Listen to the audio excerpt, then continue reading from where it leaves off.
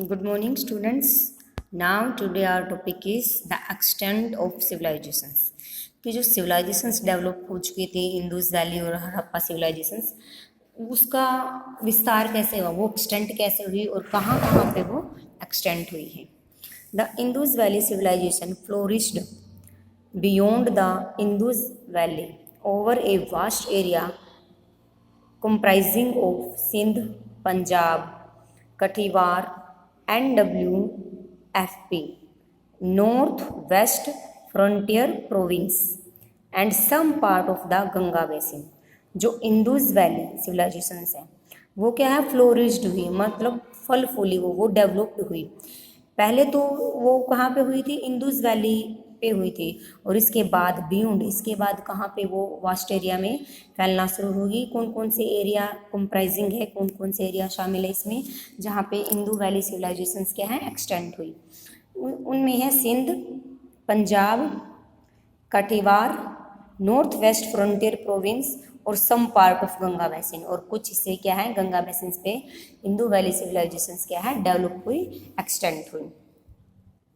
Besides Mohenjodaro and Harappa, some of the important site of the civilisations are. Mohenjodaro और Harappa civilisations की कुछ important sites हैं.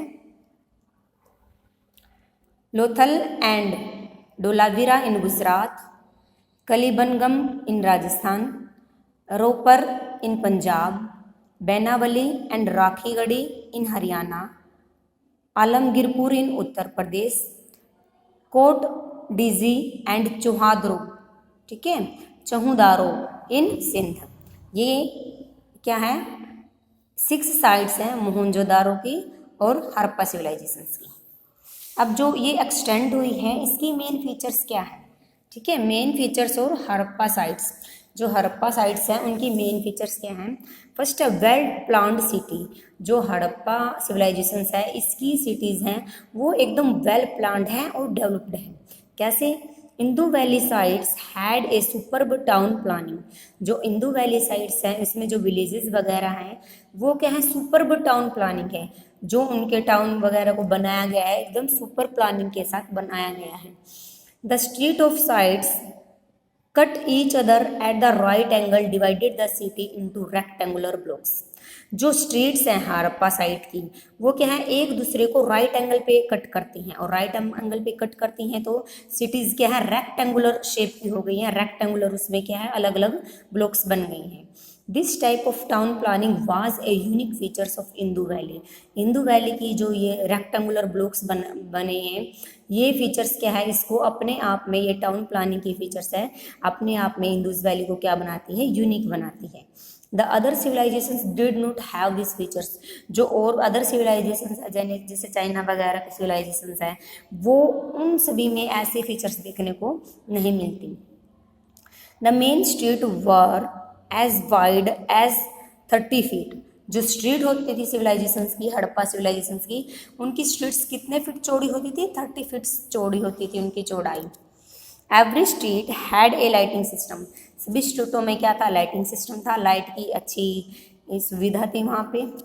The city was generally divided into 2 parts. City को क्या है 2 part में डिवाइडेड किया गया है. एक है अपर टाउन पार्ट, जो लोग क्या है अपर एरिया में रहते थे, टीलों वगैरह पे रहते थे, और सेकंड है लोअर पार्ट. अपर पार्ट में क्या क्या है, द अपर टाउन और the citadel. The citadel was made on the raised platform और माउंड. अपर टाउन को ही उन्होंने क्या बोला है, सीटाडेल बोला है. सीटाडेल पे जो भी प्लेटफॉर्म बने हुए हैं, ठीक है, जो प्लेटफॉर्म है, और माउंट वो मीन्स एकदम ऊंचाई पे है, एकदम टीले पे है. It housed important government buildings. और जो ऊंचे टीले पे बने हुए हैं जो अपर टाउन्स हैं उनमें क्या क्या चीज़ें शामिल हैं, गवर्नमेंट बिल्डिंग्स शामिल हैं, सच एज ग्रेनर्स शामिल है, मीन्स भंडार हैं जो फूड को वो स्टोरेज करके रखते हैं वहाँ पे, ताकि क्या है बाढ़ वगैरह का जो पानी आता है वो वहाँ तक ना पहुँच सके और उनका ग्रेन्स क्या है सुरक्षित रह सके. एंड द टाउन हॉल, वहाँ पे बहुत सारे टाउन हॉल्स हैं, रिलीजियस बिल्डिंग्स हैं, एंड ग्रेट बाथ्स है. ग्रेट बाथ भी कहाँ पे है, अपर टाउन की तरफ है. द सीटाडेल एट मोहनजोदारो, ये इन्होंने बात बोली है अपर टाउन्स की जो इंडस वैली सिविलाइजेशंस के बारे में है. हड़प्पा सिविलाइजेशन में भी क्या है, सिटाडेल है। Citadel at Mohenjo-daro consisted of multi-pillared assembly hall, public bath and large granary। जो मोहनजोदाड़ो की साइड्स है उनमें भी अपर साइड पे क्या है, सिटाडेल्स का मतलब यही होता है कि अपर वाले एरिया हैं, जो अपर टाउन है, ठीक है। मोहनजोदाड़ो में क्या क्या चीज़ें कंसिस्टेड है, जैसे इंदुस वैली में था, क्या थी वो, बाथिंग थे, ठीक है, ग्रेट बाथ था और ग्रेनर्स स्टोर थे एंड वो बिल्डिंग्स वगैरह थी, ठीक है, गवर्नमेंट बिल्डिंग थी।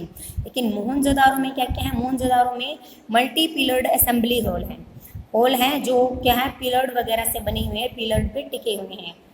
Public bath and large granary, जो मोहनजोदाड़ो की जो ग्रेनरी है, जो भंडार का सिस्टम है, वो भी कहाँ है, अपर साइड्स पे ही है।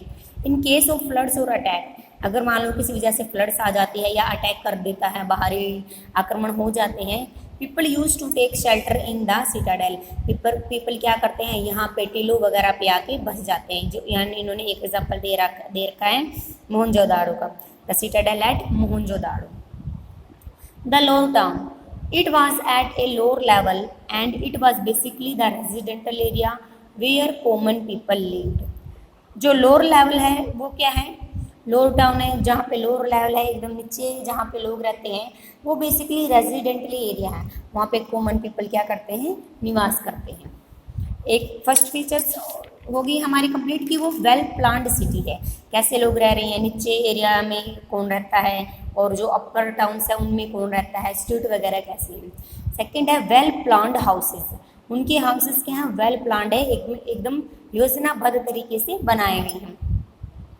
Houses in general were 2 or more storied comprising of a central courtyard, 3 to 4 living rooms, a kitchen and a bathrooms। इन्होंने हाउसेस बताया कि हाउसेस किस तरह के बनाए गए हैं।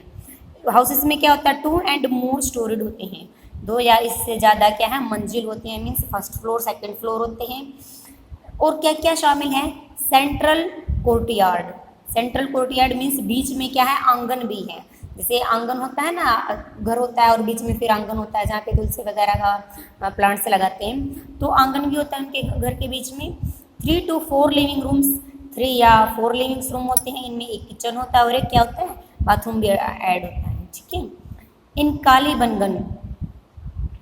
कलीबंगन many houses had their own wells in the courtyards. Kalibangan में बहुत सारे ऐसे हाउसेस हैं जिनके अपने क्या हैं, वेल्स हैं। कोर्टयार्ड मीन्स आंगन में ही उनके क्या है, कुएं हैं। जैसे ये घर है यहाँ पे आसपास में और ये बीच में आंगन में सेंटर पॉइंट पे क्या है, वेल है, कुएं हैं, जिनसे उनको क्या है, वाटर इजिली अवेलेबल हो जाता था।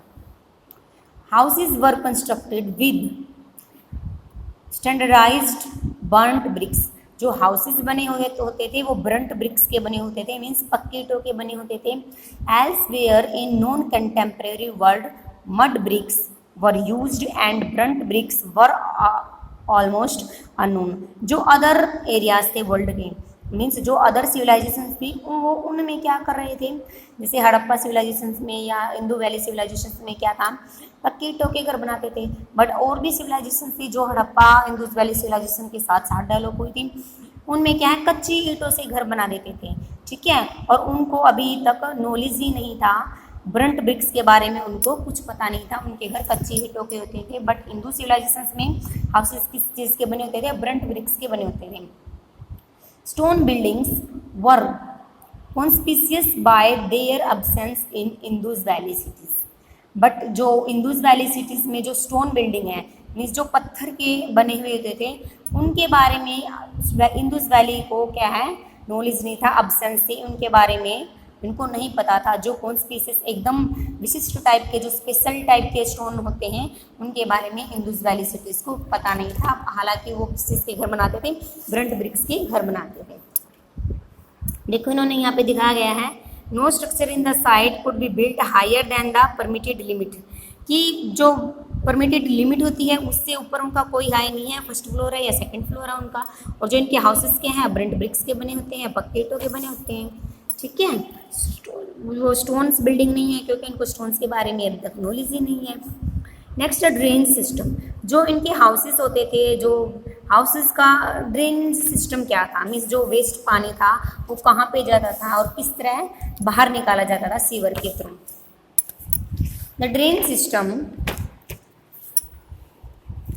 Of Indu valleys was remarkable, कि इंदू वैली का जो ड्रेन सिस्टम था वो रिमार्केबल था, मीन्स वो भी प्रशंसनीय है, इन्होंने इसको भी बहुत अच्छे तरीके से मैनेज किया है। Drains connected bathroom in the house with drain in the street, drain के साथ क्या है, जो उनके हाउसेस में बाथरूम होते थे, ठीक है, वो कनेक्ट होते थे ताकि जो बाथरूम का जो पानी है वो जो ड्रेन हो सके वो स्ट्रीट के थ्रू ड्रेन हो सके। उन्होंने देखो ये बनाया हुआ है, यहाँ पे उन्होंने ये ड्रेन सिस्टम बनाया हुआ है, जो वेस्ट पानी होता है हाउसेस का वो इसके थ्रू बाहर जाता है, ठीक है। The water from the drain followed into the river, जो ड्रेन फॉलोड है वो जो वाटर है वो कहाँ पे जाता है, रिवर में जाता है। Sewer in the street were covered with large brick slabs and they were also provided the main holes at regular intervals for inspections and repairs। जो ये सीवर्स होते हैं ये कवर्ड होते हैं, किसके साथ कवर्ड होते हैं, मीन्स इन सीवर्स को ढक दिया जाता है, कवर्ड कर दिया जाता है, बड़े बड़े पत्थरों के साथ ढक दिया जाता है, ब्रिक स्लैब्स के साथ, जो सिल्ली होती है ना, पत्थर की सिल्ली होती है, तो उनको पत्थर के साथ ब्रिक स्लैब के साथ ढक दिया जाता है और बीच बीच में थोड़ा सा होल्स छोड़ दिया जाता है ताकि क्या है रेगुलरली इसको इंटरवल किया जा सके, इंस्पेक्शंस किया जा सके, उसके इंस्पेक्शन किया जा सके, जो कूड़ा है जो गंदगी है वो इनके अंदर ना फंसे और उनको टाइम टाइम पे क्या कर सके, रिपेयर कर सके। No other contemporary civilisations had such a developed drain system, it also indicate that importance they gave to health and hygiene, means जो इट आल्सो इंडिकेट, ये इंडिकेट करता है कि जो इंडस वैली के सिविलाइजेशंस के लोग थे वो अपनी हेल्थ को कितनी इंपॉर्टेंस देते थे, कितनी इंपॉर्टेंस वो साफ़ सफाई को देते थे, मीन्स साफ़ सफाई का कितना ध्यान रखते थे, ठीक है। नेक्स्ट है इम्पोर्टेंट बिल्डिंग्स, कि इम्पोर्टेंट बिल्डिंग्स कौन सी हैं उस टाइम की। The great bath, the great bath at Mohenjodaro seems to be a very important public building, जो ग्रेट बाथ है वो मोहनजोदारो के टाइम की क्या है, एक इम्पोर्टेंट पब्लिक बिल्डिंग है। ग्रेट बाथ क्या है, पब्लिक बिल्डिंग है ये ग्रेट बाथ का मीन्स क्या है कि बहुत, जैसे ये ग्रेट बाथ दिखाया गया है, ये ग्रेट बाथ है, यहाँ पे बहुत सारे लोग इकट्ठे होकर, जैसे कोई फेस्टिवल होता था, कोई ओकेजन वगैरह होता है या कोई मेला वगैरह लगता है, तो जैसे आज के टाइम में हम लोग नहाने जाते हैं हरिद्वार या कुरुक्षेत्र में, ठीक है, कहीं भी नहाने जाते हैं, तो ये इनका ग्रेट बाथ होता था, एक पब्लिकली होता था और ओकेजन के टाइम पे ये यहाँ पे सारे इकट्ठे होकर स्नान करते थे। It has a tank made a beautiful bricks, यह टैंक किसका बना होता था, ब्यूटीफुल ब्रिक्स का बना होता था। Bricks step led up to the tank, means bricks के साथ ये स्टेप्स बनी होती थी, ये सीढ़ी नुमादार था, स्टेप्स बनी होती थी, जैसे स्टेप्स दिखाई गई हैं इन्होंने। The bottom of the tank has drain too, जो ये बॉटम है टैंक का, जो ये वाटर होता है इसमें, ये कहाँ से ड्रेन होता है, इसके नीचे एक होल कर दिया गया है, एम्प्टी इट, ताकि इसको समय समय पे क्या कर सके, साफ कर सके और जो गंदा पानी है वो ड्रेन हो सके रिवर के थ्रू बाहर, ड्रेन के थ्रू, सीवर के थ्रू बाहर रिवर में जा सके। The great bath was probably used for some important ritual और सेरेमनी और सर्टेन रिलीजियस फेस्टिवल, ऐसा प्रोबेबली शायद ऐसा होगा कि ग्रेट बाथ को उन्होंने यूज़ किया है कुछ इम्पोर्टेंट सेरेमनीज पे, रिचुअल्स पे, स्पेशल ओकेजन पे इन्होंने इसका यूज़ किया है और वो यहाँ पे इसका यूज़ करते थे, रिलीजियस फेस्टिवल होते थे तब, ठीक है, ओके।